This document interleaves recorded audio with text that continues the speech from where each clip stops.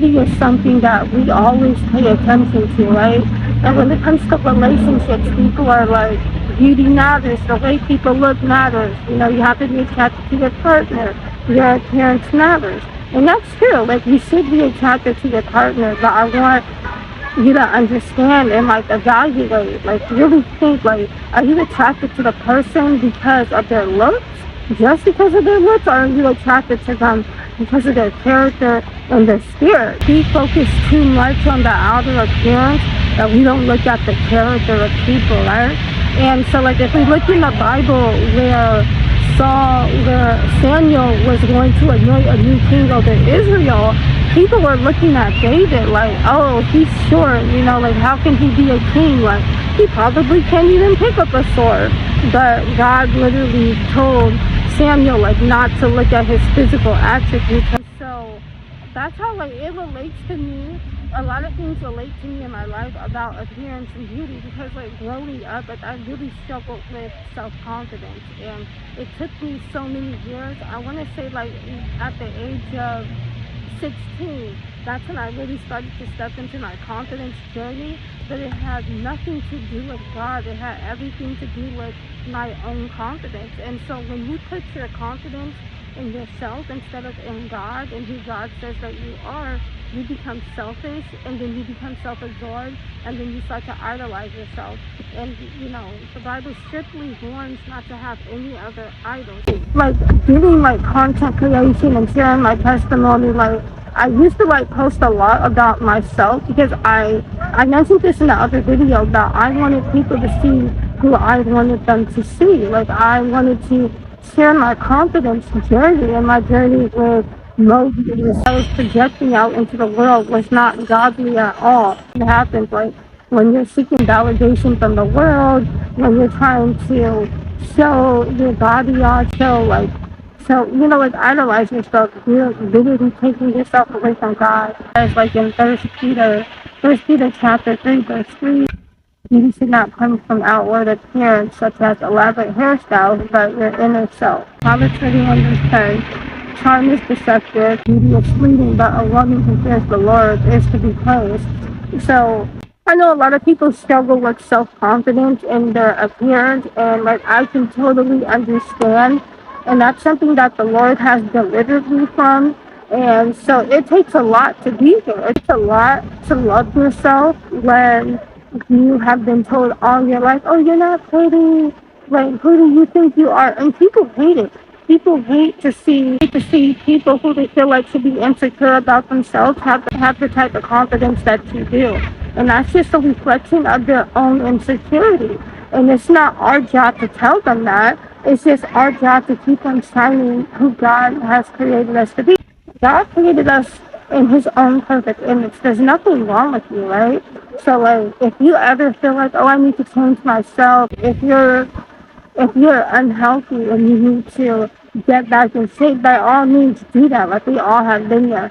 But if it's like nothing like that, I mean, like don't try to get plastic surgery. Don't try to change yourself, because the moment you change yourself, you're just changing your appearance.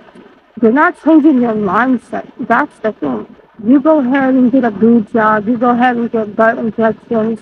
You get liposuction. You start wearing makeup. There's nothing wrong with wearing makeup. I'm wearing makeup. And all these things to look beautiful, you're still going to have that insecurity. Because you're always going to look at other people and compare yourself and be like, wow, she's more pretty than me.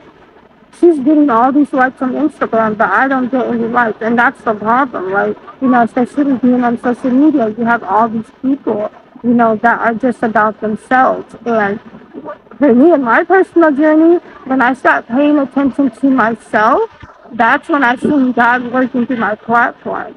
Because I'm focusing so much on myself that it's like I'm not really focusing on the kingdom. And I realized, I was like, Lord, like, please take worldly things off my mind and help me to focus on kingdom assignments, kingdom things, right? And so when I started going through all these trials and tribulations, I'm like, what the heck is happening? But then I was like, oh yeah, remember, I asked you to help me focus on kingdom things. You have to be prepared for that. You don't just, your mind doesn't just shift like that. What happens when things start to get bad and you start to get persecuted for your faith, and then Now your faith is shaking. Like you can't stand firm in your faith because things are happening. Nothing you can do change about yourself that's going to make yourself love you even more. You have to love yourself for who you are now. And when it comes to outward appearance, love that part of you. Because if there's something you need to change, it's your heart. It's your heart towards yourself. You have to change your heart towards yourself. You need to wake up in the mirror and be like, I love the person that God created me to be. And stick with that. Rock with that. No man, no amount of validation from social media will ever make you feel secure enough in yourself. Your confidence only comes from God.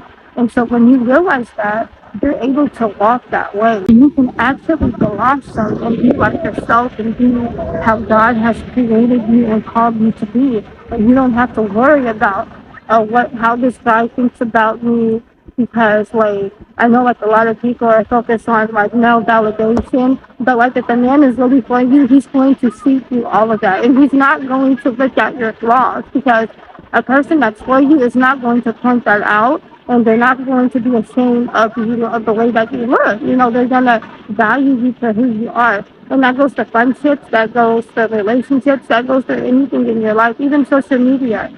Like, you have to stop paying attention to what people say. He didn't call me to be provocative. He called me to be a woman of God and to represent the kingdom. And that's every woman. Like, you have to feel the need to put yourself out there to feel beautiful and do all these extra things, because the Bible literally says that's not where your beauty comes from. You define who you are. You don't define who you are. I was watching Inside Out, and that last scene of Joy like telling anxiety, you don't get to tell Riley who she is. The devil don't get to tell you who you are.